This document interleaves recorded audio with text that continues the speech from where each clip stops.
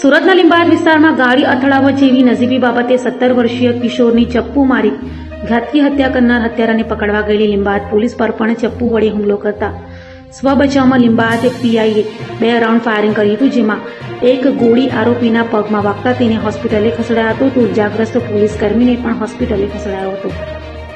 સુરતમાં હવે ગુનેગારો અને ખાસ કરીને હત્યારાઓ સામે સુરત પોલીસે યુપી સ્ટાઇલમાં એન્કાઉન્ટર શરૂ કર્યા હોય તેમ લાગી રહ્યું છે। ત્યારે સુરતના લીંબાયત વિસ્તારમાં ગાડી અથડાવવા જેવી નજીવી બાબતે 17 વર્ષીય સગીર અનુરાગ પવાર પર રામજી મંદિર પાસે ચપ્પુના ઘા ઝીંકી ઘાતકી હત્યા કરાઈ હતી।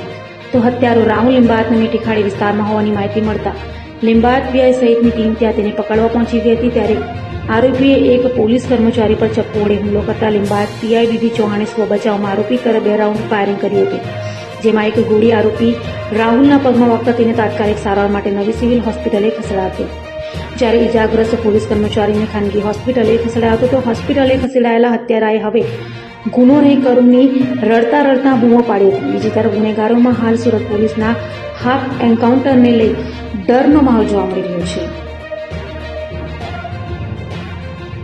लिंबायत पुलिस ने बातमी મળેલ કે આ કામનો આરોપી જે રાહુલ સંજય રાઠી છે, જે લિંબાયત મીઠીખાડી વિસ્તારમાં ટાંકી પાસે હોવાની હકીકત મળતા પોલીસ ટીમ સાથે ઉપરોક્ત આરોપીને પકડવા જતા આરોપીને પોતાના કમરમાંથી ચપ્પુ કાઢી અને અમારી ટીમના એક પોલીસ કર્મચારી છે જે મુકેશભાઈ બાગુલ ના ઉપર હુમલો કરેલ, જેઓને ઈજા થયેલ।